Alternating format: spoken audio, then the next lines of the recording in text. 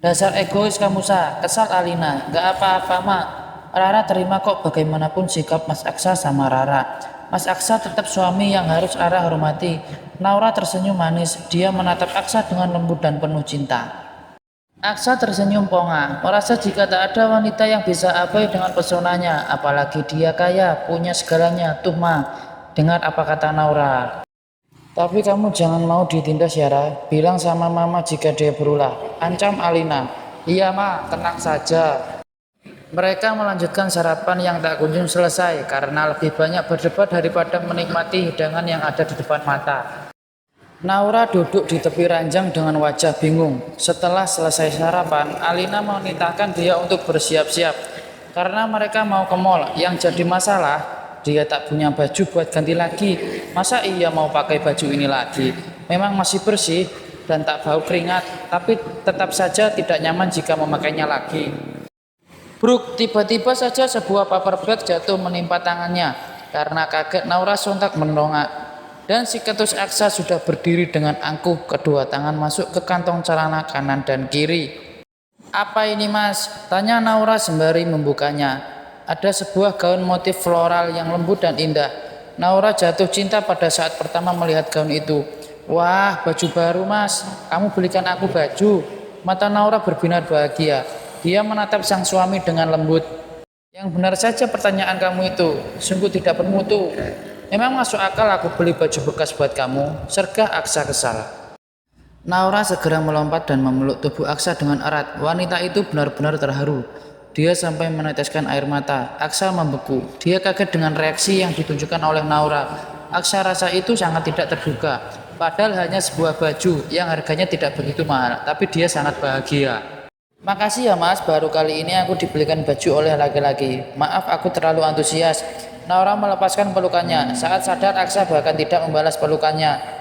Jangan berlebihan, itu hanya baju saja. Celetuk Aksa. Dia mengusap tengkuknya dengan canggung. Entah mengapa setiap kali bersentuhan dengan sang istri, darahnya selalu berdesir dan jantung berlalu-lalu.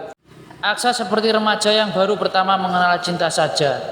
Jadi, apa selama ini dia pernah mencintai kekasih-kekasihnya? Atau dia hanya butuh menyalurkan hasratnya saja?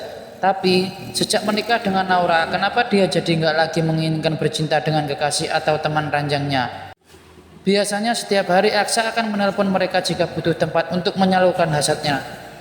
Makasih ya Mas, sudah begitu perhatian sama aku. Tadinya aku bingung mau pakai apa ke mall nanti. Naura tercekat saat mendapati dua benda pribadinya juga ada di dalam paper bag. Mas juga belikan aku dalaman. Wajah Naura bersemu merah.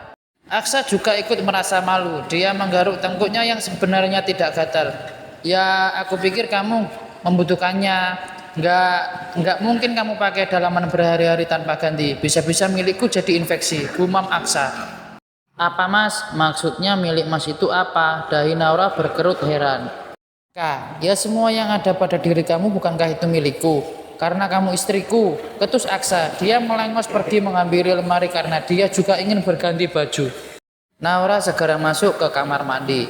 Karena jujur dia juga sudah merasa nggak nyaman memakai baju dan dalamannya. Lain kali jika akan ke sini, Naura akan membawa baju ganti dan perlengkapannya. Ra, ayo cepat keluar. Lama banget sih di dalam kamar mandi. Apa kamu pingsan di sana? Teriak Aksa dengan marah. Sudah hampir 15 menit di dalam kamar mandi. Sang istri tak juga keluar. Entah apa yang tengah dilakukan oleh wanita itu. Klek. Iya Mas, aku sudah selesai. Ayo berangkat. Naura keluar kamar mandi dan dengan penampilan yang sempurna. Wajahnya cantik dan segar dalam polesan make up natural. Aroma vanila yang lembut mengeluar membuat Aksa seakan ingin memejamkan matanya saja. Senak pria itu merasa terpana. Penampilan Naura sungguh sangat cantik dan menarik. Gaun sederhana itu justru mampu membungkus tubuhnya hingga terlihat anggun. Apalagi rambut yang biasa terurai sebau kini diikat jadi satu, membuat Naura tambah mempesona. CK, kenapa rambutnya diikat begitu sih? Apa dia mau menunjukkan lehernya pada laki-laki lain? Dalam hati Aksa merasa kesal. Dia segera mendekati Naura dan tanpa banyak bicara segera melepaskan ikatan pada rambut itu. Hingga kini surai sang istri terurai sangat indah. Mas, aku nggak suka kamu mengikat rambut. Jangan membiarkan laki-laki lain berfantasi liar melihat tubuhmu. Ketus Aksa. Naura melongo. Dia tak percaya dengan apa yang diucapkan oleh Aksa. Apa maksudnya? Bukankah apa yang dia pakai saat ini dia sendiri yang membelikan? Maksudnya apa, Mas? Bukankah ini kamu yang belikan baju dan perlengkapannya? Kenapa kamu tuduh aku seperti itu? Naura tentu saja tak terima. Segala tuduhan Aksa terasa mengada-ada saja. Bukan pakaian, aku tak mau laki-laki lain melihat tengkuk kamu itu. Paham gak sih? Sudahlah. Bicara sama kamu ujung-ujungnya salah paham dan berdebat saja. Aksa segera melangkah keluar dari dalam kamar. Naura hanya bengong, selebihnya dia hanya menggelengkan kepalanya dengan heran. Suaminya memang luar biasa. Dia tak mau sang istri disukai orang lain, tapi dirinya sendiri justru tak mau menghargai sang istri. Hanya butuh waktu setengah jam saja mereka telah sampai di sebuah mal besar di kota ini. Setelah memarkir mobil di basement mall, ketiganya berjalan menuju pintu masuk. Alina menggandeng tangan sang menantu dengan mesra. Sedangkan Aksa, pria itu sudah seperti sopir dari dua wanita cantik beda generasi itu. Kita jalan-jalan dulu ya. Alina tak melepaskan sedikit pun genggaman tangan pada sang menantu. Tentu saja Aksa jengah, dia tak dihargai sama sekali oleh mereka. Baru saja mereka akan naik eskalator, tiba-tiba suara wanita menggelegar memanggil nama Aksa. Aksa! Dengan kompak ketiganya menoleh ke sumber suara. Terlihat wanita dengan pakaian yang kurang bahan mendekat. Aksa sontak menggeram saat sadar bahwa dia salah satu teman ranjangnya. Ada apa? Kenapa panggil nama anakku? Ada urusan apa kamu dengan dia? Alina maju dan menatap tajam pada wanita yang Aksa sendiri lupa siapa namanya. Hai Tan, aku mantan kekasih Aksa. Hanya ingin menyapa saja karena sudah lama tidak bertemu Aksa. Ucap wanita itu dengan sok akrabnya. Alina tersenyum sinis. Modern kayak begini banyak dia jumpai. Siapa yang mau melepaskan seorang Aksa? Setelah mereka putus, tak akan rela jika harus kehilangan sumber mata uang mereka. Setelah ini jika bertemu, tidak usah menyapa. Sebaiknya tidak saling mengenal saja. Karena aku yakin putraku juga tidak akan ingat sama kamu. Dan kamu lihat, wanita cantik dan anggun ini adalah istri dari Aksa. Jadi kamu gak usah kegatalan lagi mencoba mendekati Aksa. Wanita dengan baju kurang bahan itu hanya bisa terdiam, apalagi Aksa juga tak menghiraukan kehadirannya. Pria itu meraih pinggang Naura dan mendekapnya erat. Naura yang merasa kaget hanya bisa menatap sang suami dengan berjuta tanya. Mamaku benar, yang lalu biarlah berlalu. Untuk sekarang dan kedepannya kita tidak akan saling mengenal lagi. Tambah Aksa. Enak benar kamu bicara Aksa, ibarat habis manis sepah dibuang. Sinis wanita itu. Hei wanita jadi-jadian. Memang kalau sudah jadi sampah mau diapakan lagi? Jangan sok merasa teraniaya. Aku kenal betul wanita-wanita seperti kamu. Hanya mau harta anakku saja kan? Alina semakin kesal dengan wanita itu. Bukankah hubungan kita hanya sebatas penjual dan pembeli? Kamu jual dirimu dan aku beli. Jadi ingat, jangan lupa akan hal itu. Ayo ma, kita naik. Nggak ada gunanya juga kita bicara sama orang nggak penting ini. Aksa mengajak mama dan sang istri untuk segera naik eskalator. Naura perlahan melepaskan pelukannya Aksa. Dia berpikir keras dengan apa yang baru saja terjadi. Penjual dan pembeli, apa maksudnya? Apa wanita itu berjualan dan Mas Aksa pernah membeli dagangannya?